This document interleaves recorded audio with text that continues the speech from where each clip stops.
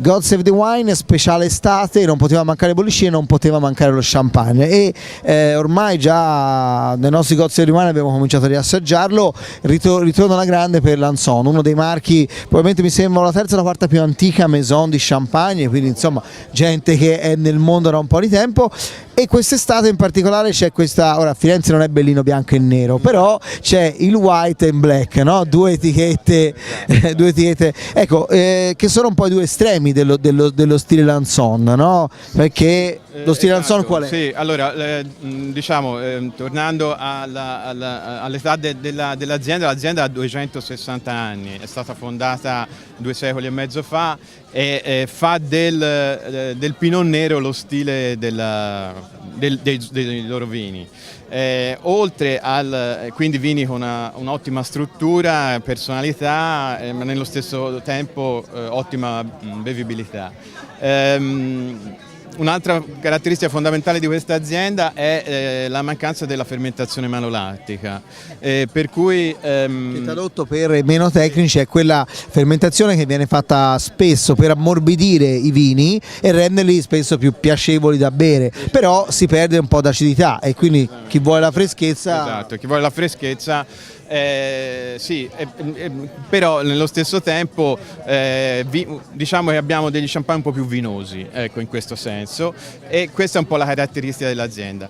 Oggi abbiamo il Black Label, nome dedicato al mercato britannico, che è sempre stato il mercato più importante dopo quello francese per la Maison. Champagne ufficiale di Wimbledon, non sbaglio. Lo champagne, bravo Andrea, lo champagne di Wimbledon. E la caratteristica di questo vino è quello che fa 36 mesi di questo champagne, fa 36 mesi di affinamento sui lieviti, Pinot Nero in prevalenza, 35 Chardonnay, 15 Pinot Meunier.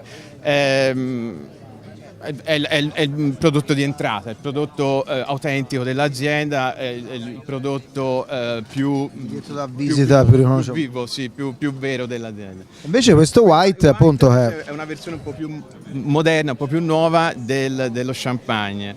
In parte uguale, qui c'è Pinot Nero, Pinot Meunier e Chardonnay. È un vino che ha un residuo zuccherino, diciamo che ha una liqueur un po' più accentuata, è un residuo zuccherino un po' più alto, si sfiora i 30 grammi litro. Qui l'azienda vuol far giocare un po' il consumatore con questo prodotto, cioè abbinarlo a una foglia di menta, a un lampone, a una frutta, e quindi diciamo che è un po' una versione moderna dello champagne. Gli appassionati possono storgere un po' il naso, però in realtà è di una piacevolezza, vi assicuro, estrema. Si allarga un po' l'utenza, si allarga un po' i consumatori, un pubblico un po' più giovane, un pubblico che vuole essere, insomma, ecco, avvicinarsi allo champagne.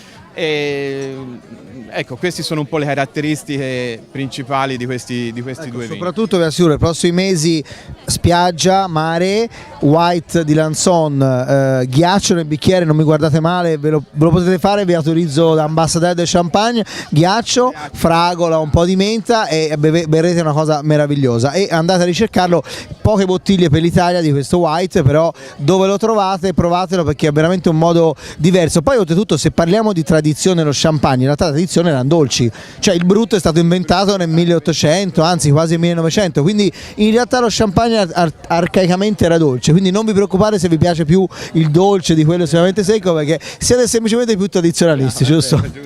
Grazie Massimo, buona estate.